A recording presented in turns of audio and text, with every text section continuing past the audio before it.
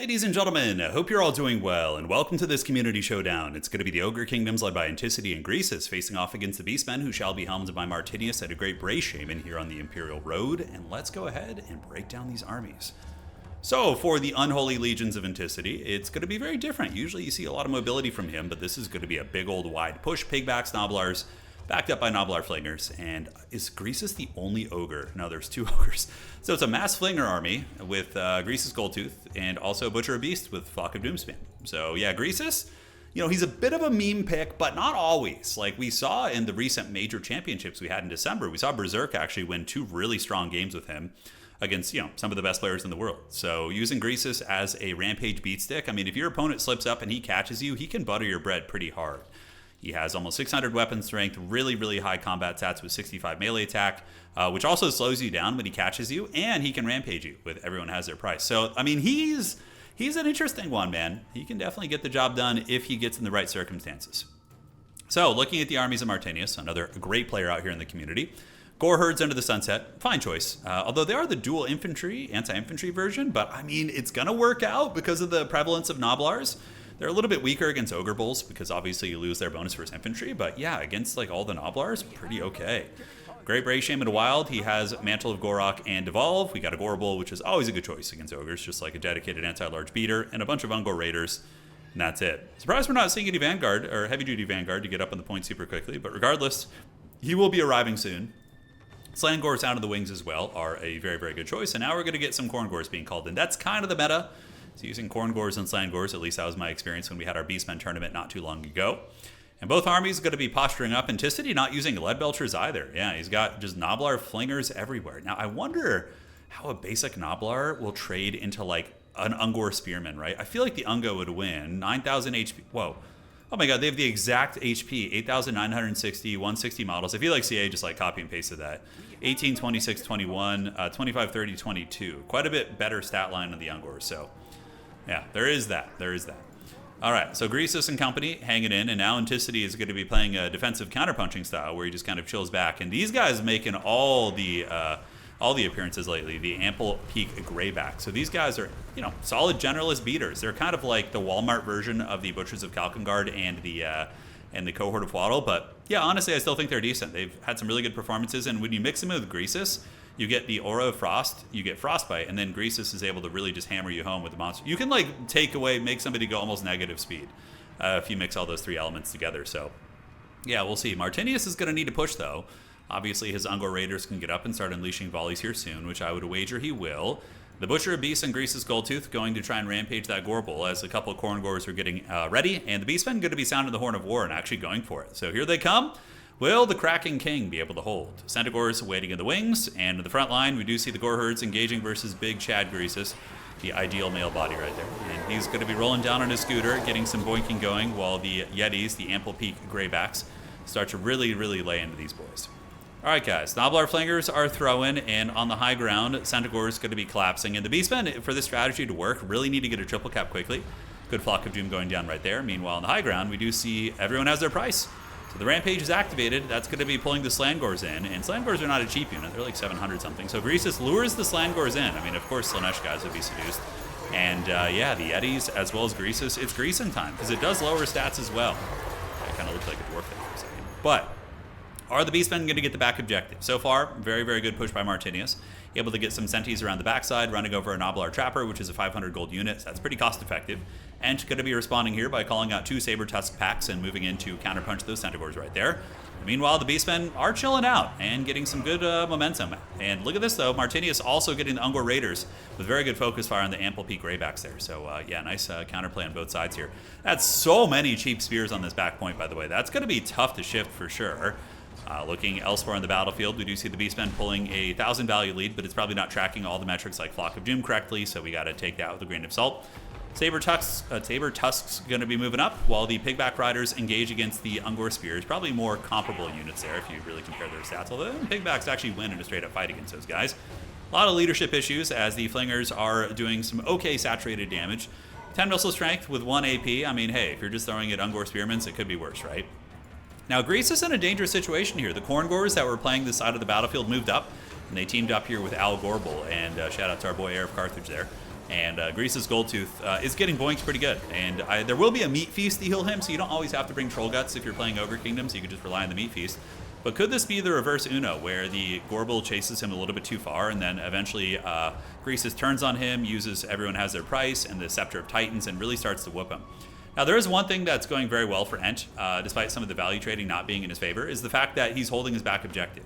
If he were to get triple capped, it would be pretty rough to come back from. That's honestly, I've been playing a little bit of Beastmen lately. We did win a tournament with him not long ago. And Beastmen are so punishing if they triple cap you. It's just like, oh man, the pressure they put on is brutal. But yeah, Greases does turn and fight, and he is going fisticuffs with Gorbel, who is afflicted by Monstrous Impact. Greases really needs that Meat Feast. Right now he's trying to pull through. He could get the help of his Butcher. The Butcher of Beasts is a pretty okay fighter, and he does pop it. Look at that. Everyone has their price, so he rampages that man and then lets him just sit and fight the Butcher. The Butcher will lose that fight too, though, but the Ogres are able to solidify on this point, pushing back a lot of the trash units, while the Ungor Raiders continuing to get some good DPS, I would imagine. And the middle objective, looking at the status quo of this, the Brave Shaman of the Wild using Devolves here, which is fun to see that in action. But it does look like the Beastmen are hanging on to the middle and do have the advantage there. Now on the backside, a lot of the value we do see from Martinius is tied up in Greasis. Greasis is at like 10%, so you know he's like probably like over 2,000 gold with the kit that Anticity brought. So a lot of the value difference can be attributed to the damage that's been done to Greasis. And if there is a Meat Feast coming out, that could be a pretty big way of getting that one back. Is the dreaded? Is he doing like a Noblar only challenge? Like I guess against like all these cheap Ungor spears, the Bulls wouldn't be amazing. So maybe that's like the tech. You just go into like Noblars and then the Ungor spears trade really, really poorly, which again is a viable play. Flingers want to be throwing at Corngors here probably, and or Centigors. Both of those are viable choices, but so are Ungor Raiders. Ungor Raiders only have 15 armor. So Greasis is in the back, most likely waiting for Meat Feast. Here on this side, we do see the Cash Cascade. He's Anticity making it rain here, guys. And we do see the Gorbel actually getting dragged down by the Butcher, some Saber Tusks, who are currently sauced on steroids from having gold coins thrown at them. We don't ask questions in Warhammer Fantasy. And the Gorbel here is broken, sitting at 700 leadership, and is going to be fleeing the scene. So Iron Guts, okay, he's not doing like a Noblar only challenge. Iron Guts will be fine here. They will be very weak against Corngors, and they certainly don't want to be eating missiles, but the 100 armor makes them sustainable against Ungor Raiders. And yeah, they are a kill unit. They do have a bonus for infantry. They hit hard and will give you some capture weight as well. So back in the fight, Noblar Trappers are going to be grinding in as the Iron Guts are moving into Corngors. That's going to be tough engaging versus semi-elite Halberds there, although they do get a really good impact doing like 500, 600 damage right there. But Ent is going to want to retreat them or get some Noblar Trappers underneath them. Like, it's okay to have Ogre units fight Halberds and Spears if they have, like, supporting chaff underneath them. That's usually kind of the way to do it, obviously, and that's what he's doing right now. He retreats them back, lets the chaff units fight the Halberds, and that's one of the more effective ways to deal with these kind of Halberd units, to just let them fight chaff units. Halberds are really terrible at killing chaff because they have pretty slow attack rates compared to dual weapons, and even I think great weapons are faster than Halberds too, I'm not sure. But, yeah, something to take note of there. So, Corngors trying to push for the high ground. Anticity in danger of maybe losing his point here, but it's very early on in the game, although we are about 8 minutes in, and the points do favor the Beastmen. The Beastmen keeping that push going. On the backside here, we do see ye old Iron Guts able to boink through a lot of those units, but being attacked by Razorgors. Oh, with the Mantle of Gorok. I love this. We're seeing like kind of a renaissance for buffing spells a little bit. I've been seeing a lot of buff spells being used, and I had a lot of fun recently using the Occam's Mind Razor to just get like a super OP blob fight where everyone's like 50% harder hitting. It can do some work. I really wish there was a way to like track the metrics of all that, but yeah, hard to say.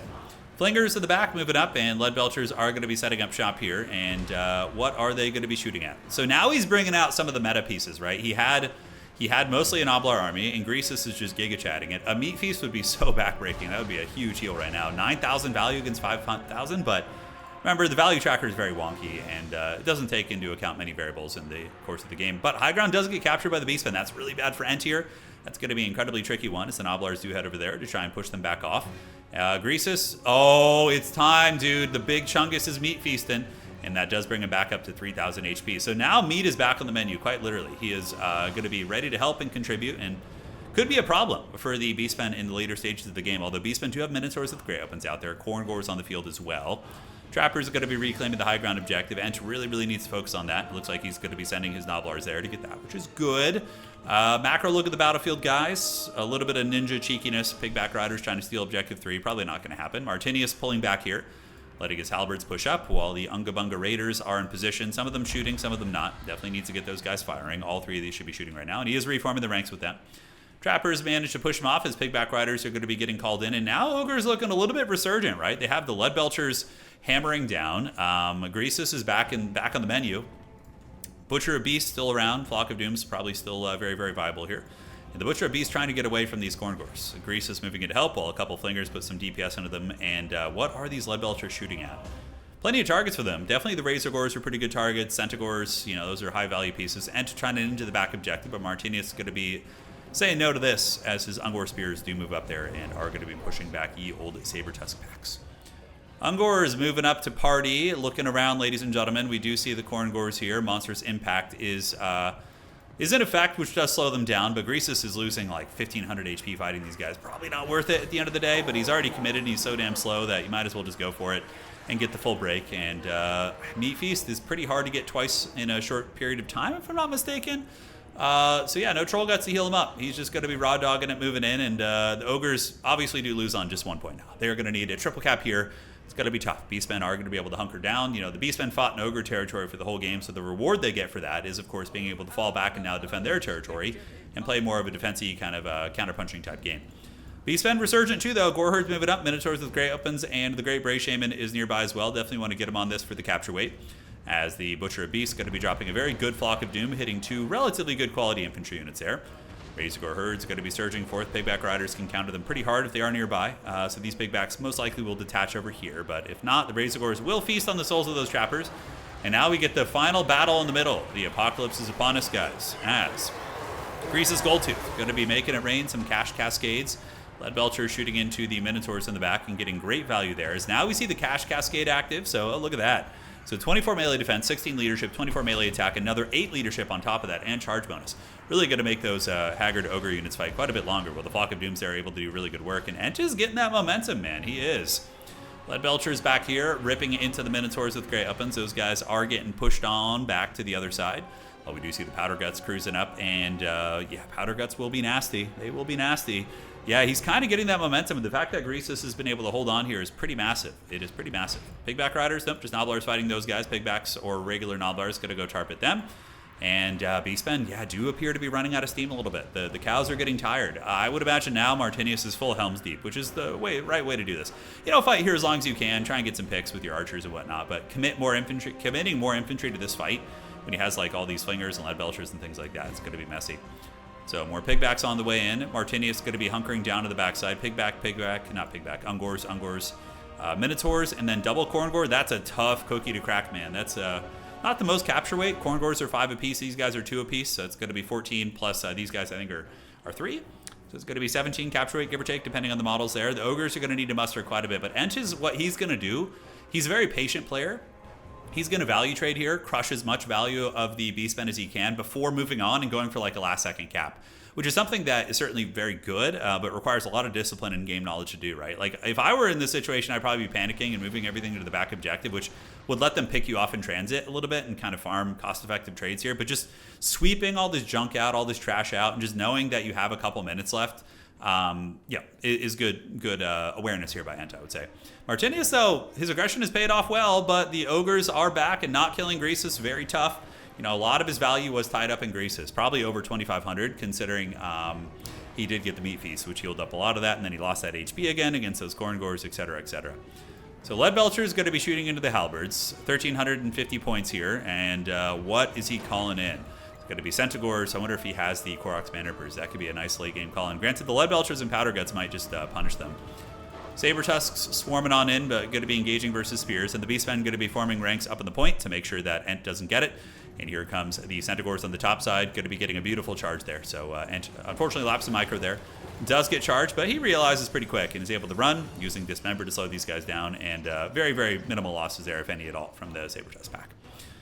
Beastmen Lord, though, breaking, getting sniped by the Powder Guts. Oh, that's an MLG pro gamer play. That's big, because now this Beastmen army is going to be negative 16 leadership. That's going to make it so much easier to knock them off in the fourth quarter.